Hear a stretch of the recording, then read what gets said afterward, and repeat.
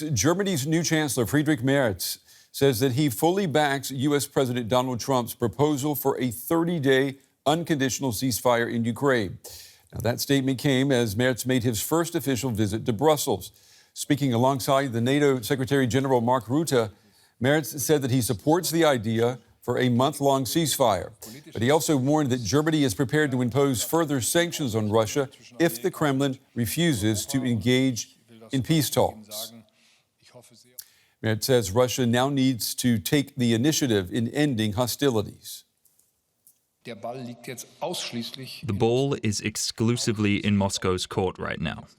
It's exclusively there to decide whether there is an opportunity to start at the beginning of next week with a longer ceasefire in Ukraine, and to make room for talks about a permanent peace in Ukraine.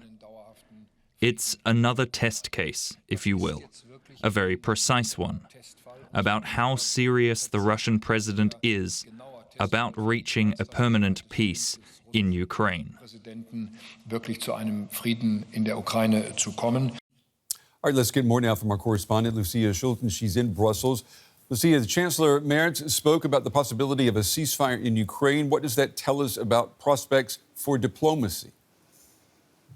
Yeah, whether these prospects are good or bad, that is really difficult to say. But what is certain is that there is certainly a push right now going on. So we have heard from Friedrich Merz that he thinks that there is a real chance to get this 30-day ceasefire. And also we have heard from the Ukrainians that tomorrow they expect heads of state from the so-called coalition of the willing in Ukraine. So the coalition of the willing is spearheaded by UK and France, but we do not yet know which heads of state are traveling to Ukraine tomorrow. We have also heard from Friedrich Merz that in case that Vladimir Putin is not going to seriously engage in peace talks, he and European partners as well as the US are ready to put up pressure in sanctions and to put more pressure on Russia. And this is certainly his way of trying to pressure Russia into these peace talks. The Chancellor also met with top European Union representatives today in Brussels. What stood out to you from that meeting? Yeah, so first of all, it was really, there were different meetings today underway here in Brussels, and it was really a broad, warm welcome here by the European institutions towards Friedrich Merz and his new government. And this could be really seen especially with the European Commission. This is the EU's executive branch, which is headed by Ursula von der Leyen, who is also a party member of the same party that Friedrich Merz is in Germany, the conservative Christian Democratic Union.